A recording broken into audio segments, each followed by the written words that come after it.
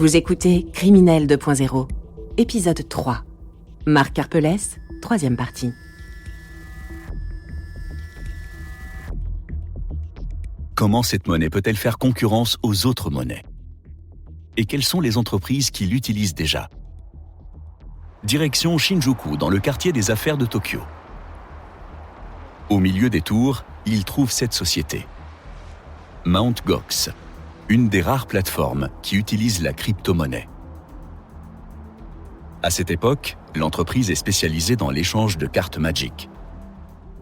Un jeu qui navigue dans l'univers de l'heroic fantasy où s'affrontent à coups de sorts trolls à deux têtes et enchanteurs. Ça a peut-être touché justement au côté geek de Marc par rapport aux cartes Magic, qui est un jeu de cartes très prisé justement dans l'univers geek. Julien Laglace, meilleur ami de Marc Karpelès. Ces cartes ont diverses propriétés et un jeu de rôle, c'est un combat entre plusieurs joueurs. En mars 2011, Marc rachète Mt. Gox pour presque rien. Son idée, utiliser la plateforme existante et remplacer les cartes Magic par des bitcoins. Kim Nilsson est suédois. Aujourd'hui, il enquête sur le cas Mt. Gox indépendamment des enquêteurs japonais. Mais en 2011, il ne se doute de rien et fait partie des premiers clients de la plateforme. C'est une plateforme d'échange. Kim Nilsson. Si tu veux acheter des bitcoins, tu dois envoyer à Mt. Gox de l'argent en utilisant un transfert normal. Et Mt. Gox te transforme cet argent en bitcoin grâce à cette plateforme d'échange. Mt. Gox est une des premières plateformes d'échange de bitcoin. Au même instant, la crypto-monnaie devient de plus en plus médiatisée. Et de nouveaux comptes s'ouvrent tous les jours. De quoi attiser la convoitise des cybercriminels. Certaines personnes voient qu'il y a un potentiel monétaire assez important derrière et il subit des attaques informatiques très régulièrement, genre tous les jours.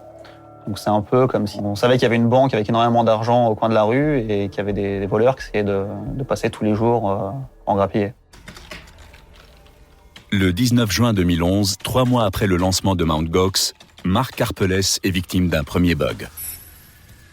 Des hackers ont réussi à s'infiltrer dans son système de sécurité, dérobant ainsi 400 000 bitcoins, soit 9 millions de dollars.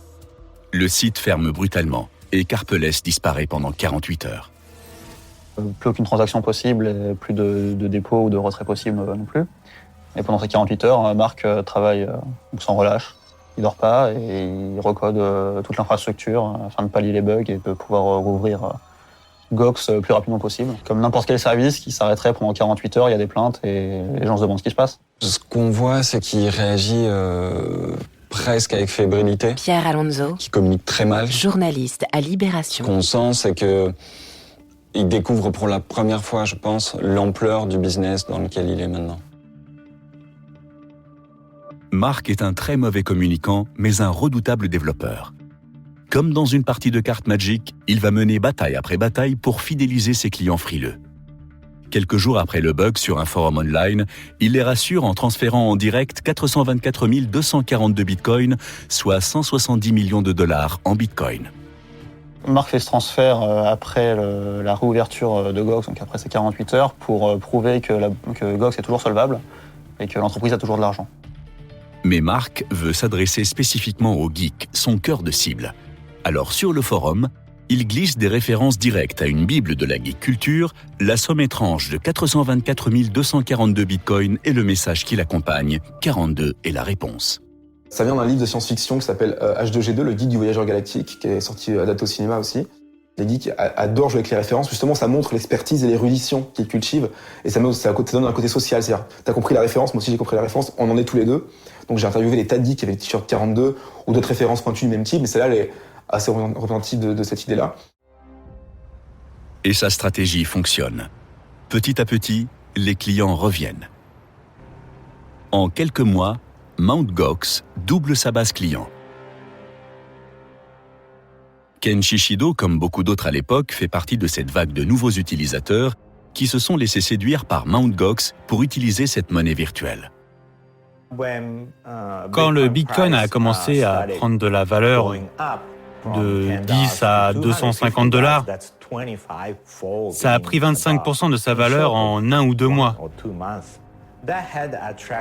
Ça a attiré beaucoup de personnes. Les gens étaient excités et il s'est formé une longue queue pour ouvrir un compte à Mt. Gox. Ce qui est très important pour une place de marché, c'est la liquidité. Éric Larchevêque, Plus il y a de volume d'échange, plus il y a des gens qui sont dessus, cela crée un effet de réseau. directeur de la Maison du Bitcoin. Et ça a été un effet d'emballement qui a fait que Mt. Gox est assez rapidement devenu la référence sur laquelle on peut échanger les bitcoins. C'est à cette époque que Thomas Glucksmann, spécialisé dans le marketing, postule à Mt. Gox. Il se présente dans les bureaux pour rencontrer ce jeune Français dont tout le monde parle. La première fois que j'ai rencontré Mark, je ne savais pas que c'était lui le patron. Je pensais que c'était le réparateur des portes automatiques. Il portait un t-shirt avec un slogan geek et un jean.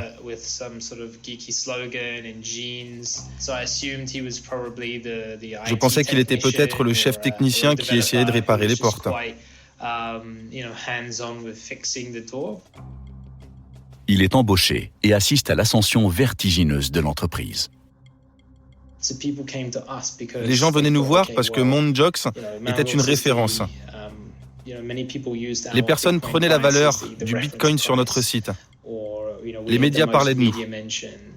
On était la plateforme dont on parlait le plus. Les gens venaient vers nous. À ce moment-là, on réalisait entre 70 et 80% des échanges mondiaux. 2 ans plus tard, en juin 2013, un Bitcoin vaut $1000 et Mt. Gox brasse entre 5 et 8 millions de dollars par jour.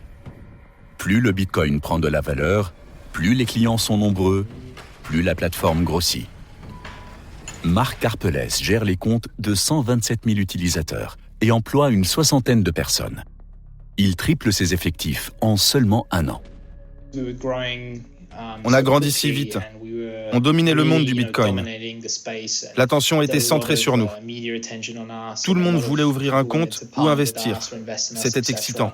On se disait qu'on allait devenir le Google du Bitcoin. Mt. Gox est comparé à Google, Karpelès à Zuckerberg, le fondateur de Facebook. Le jeune surdoué tient là sa revanche. À ce moment-là, la presse mondiale ne parle que du petit geek de Dijon devenu le baron du Bitcoin. Il avait quelques surnoms comme le baron du Bitcoin ou le parrain du Bitcoin. C'était juste un programmateur. Et il était devenu un patron multimillionnaire. Star d'Internet et connu dans les médias. C'est la trajectoire ultime du geek de certains geeks qui se réalisent dans l'économie numérique. Les bureaux de Mt. Gox s'agrandissent, mais l'ambiance reste à son image. Geek et connecté. Sur les réseaux sociaux, Karpelès poste ses photos de vieux ordinateurs de collection ou bien ses magnifiques pizza burgers. Il y avait des ordinateurs partout. Thomas Glucksmann, ancien employé de Marc Karpelès. Il y avait de nouveaux gadgets technologiques qui délimitaient son bureau avec lesquels il jouait. Son bureau ressemblait plus à celui d'un hacker. Marc vit désormais son rêve d'enfant.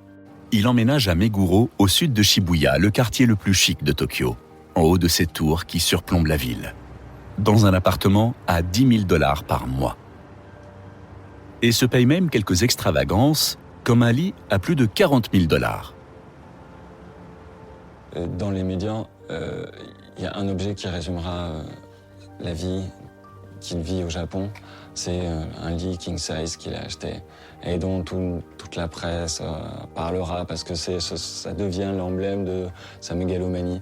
Le type, toujours pareil, venu de Dijon, geek, qui investit, qui réussit un peu, et voilà, qui se prend pour le roi du monde à la fin. Ça, c'est son époque baron du Bitcoin. Il avait un très grand appartement pour Tokyo. Même pour les Européens, ça faisait grand. Je ne me souviens plus à quel étage c'était, mais c'était très haut, et la vue était magnifique. Il avait une énorme télévision. Et je me souviens qu'il avait une pièce dédiée à ses chats. C'était le genre d'appartement que tu as quand tu es patron d'une entreprise à 500 millions. Le baron du Bitcoin semble mener la belle vie. Sauf qu'en réalité, son quotidien n'est pas si reluisant. Du haut de sa tour, où il règne sur le royaume du Bitcoin, le roi est seul. Sa femme et son fils ont emménagé à la périphérie de la ville. 2 ans après leur mariage, le couple bat de l'aile. J'ai été voir mon petit-fils, Anne Carpelès. voir mon fils, voir ma bru. Et en fait, il m'avait appelé de toute urgence parce que son épouse voulait divorcer. Il l'a pas dit, mais voilà. Il avait une villa dans la banlieue de Tokyo, une jolie petite villa, où sa femme et son fils vivaient, mais lui passait la semaine, même le week-end, dans son appartement de Tokyo. Alors Marc passe de plus en plus de temps au bureau. Mais ici aussi, les problèmes surviennent. Le chef d'entreprise a beau gérer une 60aine d'employés, il a du mal à déléguer. Son problème de communication et ses difficultés à établir des relations sociales commencent à devenir un problème au sein de Mt. Gox. Marc est plutôt du genre à gérer et à centraliser le décisionnel pour lui. En tant que patron, il avait les responsabilités de signer tout.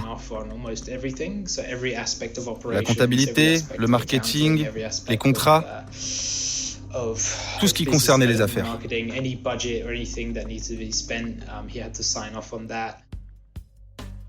Beaucoup trop dans son monde, Marc n'a à l'évidence pas la stature pour gérer une entreprise comme Mt. Gox. À force de vouloir tout contrôler, il va faire une grave erreur.